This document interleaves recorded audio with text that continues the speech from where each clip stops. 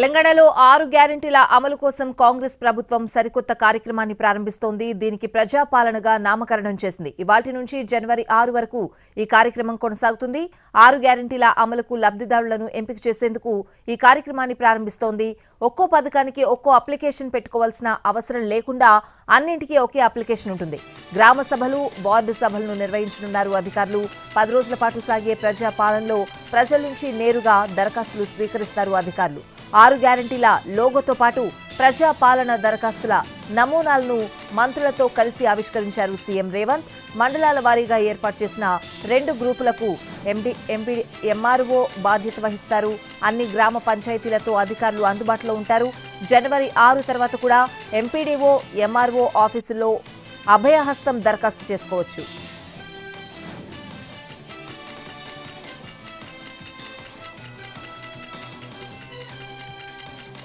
తెలంగాణ ఆర్థిక పరిస్థితి గురించి ఉన్నది ఉన్నట్లుగా ప్రజలకు చెప్పేద్దామన్నారు సీఎం రేవంత్ రెడ్డి. అసలైన తెలంగాణ ఇప్పుడే వచ్చిందనుకొని బడ్జెట్ను తయారు చేయాలని అధికారులకు సూచించారు. దుబారా చేయకుండా వృధా ఖర్చులు తగ్గించాలని ఆదేశించారు. వార్షిక బడ్జెట్ రాష్ట్ర ఆదాయ వ్యయాల వాస్తవికతను ప్రతిబింబించేలా తయారు చేయాలని సూచించారు. సెక్రటేరియట్లో CM Revanth Reddy, deputy CM, ఆర్థిక శాఖ మంత్రి మల్లు భట్టి విక్రమార్కతో కలిసి సమీక్షా సమావేశం నిర్వహించారు. కేంద్ర ప్రభుత్వం నుంచి వచ్చే గ్రాంట్లను 100కి 100 పాళ్లు సద్వినియోగం చేసుకోవాలని, లేనిపోని గొప్పలు ఆర్భాటాలకు పోకుండా వాస్తవిక బడ్జెట్ను రూపొందించాలని అన్నారు సీఎం రేవంత్ రెడ్డి. ఎన్నికలు సమీపిస్తున్న వేళ నియోజకవర్గాల్లో మార్పులు చేర్పులపై స్పీడ్ పెంచారు AP CM Jagan. Tadepalli camp కార్యాలయంలో నియోజకవర్గ ఇన్ఛార్జీల మార్పులపై విస్తృత కసరత్తు చేస్తున్నారు. రీజనల్ కోఆర్డినేటర్లతో సీఎం జగన్ సమావేశమయ్యారు. పెద్దిరెడ్డి రామచంద్రారెడ్డి, మిథున్ రెడ్డి, బొత్స, మర్రి రాజశేఖర్, అయోధ్య రామిరెడ్డి, విజయసాయిరెడ్డి, వైవి సుబ్బారెడ్డి, ఎమ్మెల్యే తిప్పేస్వామి భేటీకి హాజరయ్యారు.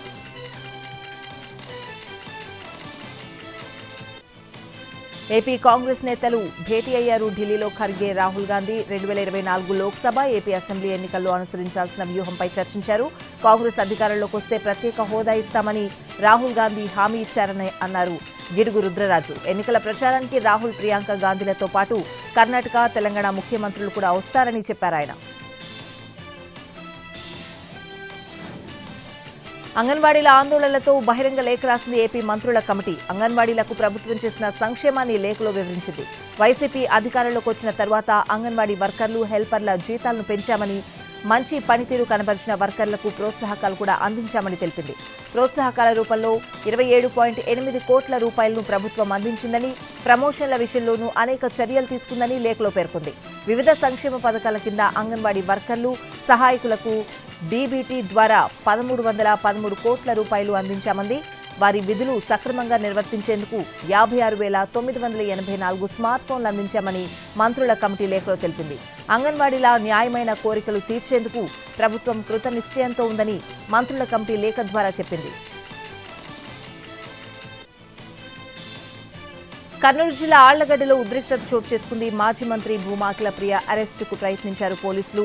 దొరనిపాడు మండలం భాగ్యనగరంలో భవిష్యత్తుకు గ్యారంటీ కార్యక్రమానికి బయలుదేరారు భూమా అఖిలప్రియ.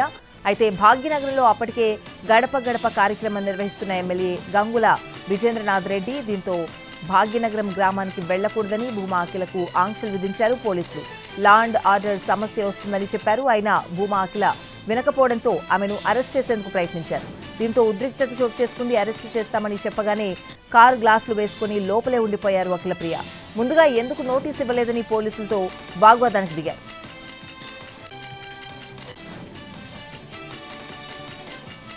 తెలంగాణలో గ్రూప్ 2 పరీక్ష మరోసారి వాయిదా పడింది. షెడ్యూల్ ప్రకారం జనవరి 6, 7న పరీక్ష జరగాల్సి ఉంది. అయితే టీఎస్పీఎస్సీ చైర్మన్తో పాటు మరో 5 సభ్యులు రాజీనామా చేయడంతో పరీక్ష నిర్వహణ కష్టంగా మారింది. దీంతో గ్రూప్ 2 పరీక్షను వాయిదా వేసింది టీఎస్పీఎస్సీ.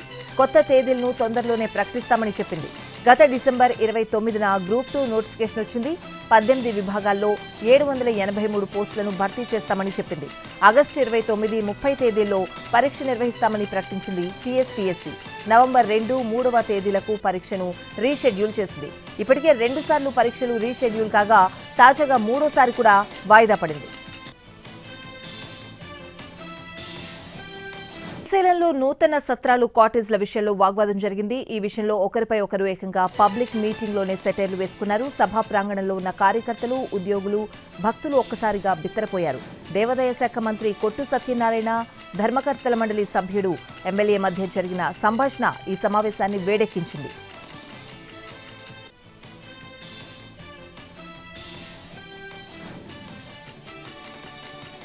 అనారోగ్య కారణాలతో వచ్చే ఎన్నికల్లో పోటీ చేయడం లేదన్నారు గిద్దలూరు ఎమ్మెల్యే అన్నా రాంబాబు. కావాలని కొందరు తనపై తప్పుడు ప్రచారం చేస్తున్నారని చెప్పారు. ప్రజలను తప్పుదోవ పట్టించేందుకే ఇలాంటి ప్రచారాలు చేస్తున్నారని అన్నారు అన్నా రాంబాబు.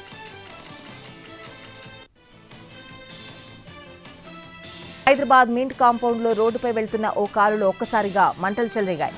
వెంటనే అప్రమత్తమైన డ్రైవర్ కారు ఆపి బయటకు వచ్చేశాడు. కారు పూర్తిగా దగ్ధమైపోయింది. వాటర్ ట్యాంకర్ అగ్నిమాపక సిబ్బంది వచ్చి మంటలను ఆర్పివేశారు.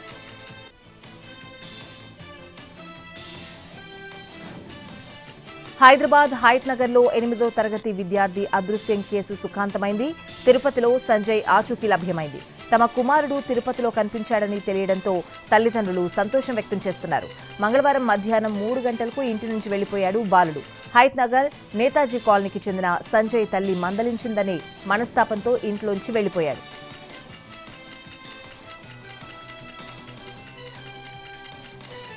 అనంతపురం జిల్లా తాడిపత్రిలో ఉద్రిక్తత నెలకొంది. పార్టీ జెండాల విషయంలో ఏర్పడిన పంచాయతీ కాస్త రచ్చకెక్కింది.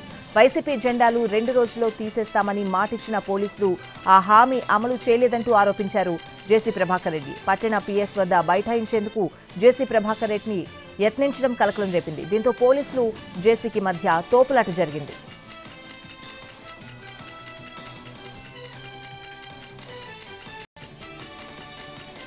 సిద్దిపేట జిల్లా ఆకారం గ్రామంలో ఓ బైకిస్ట్ ప్రమాదం నుంచి త్రుటిలో తప్పించుకున్నాడు. రాజు అనే వ్యక్తి బైక్పై వెళ్తూ ఉండగా అకస్మాత్తుగా మంటలు రేగాయి. దీంతో రాజు వెంటనే బైక్ను వదిలి పరుగులు తీశాడు. మంటలు చెలరేగి బైక్ పూర్తిగా దగ్ధమైంది. స్థానికులు మంటలను ఆర్పేందుకు ప్రయత్నించినా కుదరలేదు. భారత్లో కరోనా కేసుల సంఖ్య పెరుగుతోంది. దేశవ్యాప్తంగా 24 గంటల్లో 529 కేసులు నమోదయ్యాయి. 3 చనిపోయారు. అన్ని రాష్ట్రాలు ఏమాత్రం అలసత్వం చేయకుండా అలర్ట్గా ఉండాలని కేంద్రం మరోసారి ఆదేశాలు జారీ చేసింది. తెలుగు రాష్ట్రాల్లోనూ కొత్త కేసులు బయటపడుతూనే ఉన్నాయి. ఏపీలో కొత్తగా 5 కేసులు రాగా యాక్టివ్ కేసులు 29కి పెరిగాయి. తెలంగాణలోనూ కేసులు పెరుగుతున్నాయి.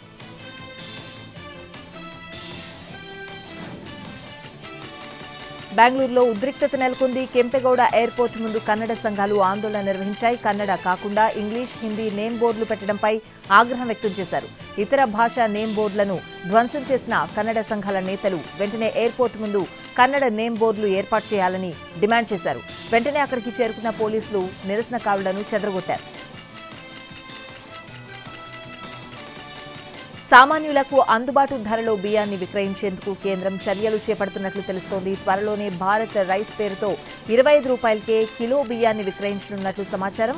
దేశంలో ఆహార పదార్థాలు సామాన్యులకు అందుబాటు ధరలో అందించేందుకు కేంద్ర ప్రభుత్వం ఇప్పటికే భారత్ బ్రాండ్ పేరుతో పప్పు, గోధుమ పిండిని విక్రయిస్తోంది. ఇక నుంచి బియ్యాన్ని కూడా డిస్కౌంట్ ధరకు విక్రయించాలని కేంద్రం యోచిస్తున్నట్లు తెలుస్తోంది. త్వరలోనే భారత్ రైస్ పేరుతో కిలో బియ్యాన్ని 25కే విక్రయించేందుకు సన్నాహాలు చేస్తున్నట్లు సమాచారం. ప్రభుత్వ రంగ బ్యాంకింగ్ దిగ్గజం స్టేట్ బ్యాంక్ ఆఫ్ ఇండియా తన special deposit scheme Amrit Kalash పథకం గడువును మరోసారి పొడిగించింది. 400 రోజుల కాల వ్యవధితో వస్తున్న ఈ పథకం గడువు డిసెంబర్ 31తో ముగియాల్సి ఉండగా వచ్చేడాది మార్చి 31 వరకు పెంచింది. గతంలోనూ ఈ పథకం గడువును పలుమార్లు ఎస్బీఐ పొడిగించింది. ఈ స్కీమ్ కింద సీనియర్ సిటిజన్లకు 7.6%, మిగిలిన వారికి 7.1% వడ్డీ రేట్ లభిస్తోంది. ఆదాయ పన్ను చట్టం ప్రకారం వడ్డీపై మూలం వద్ద పన్ను కోత ఉంటుంది. ఎస్బీఐ శాఖలు, internet banking, SBI YONO app ద్వారా ఈ ప్రత్యేక ఫిక్స్డ్ డిపాజిట్ స్కీమ్ కోసం దరఖాస్తు చేసుకోవచ్చు. 2 కోట్ల లోపు మొత్తాలకు ఈ స్కీమ్ వర్తిస్తుంది.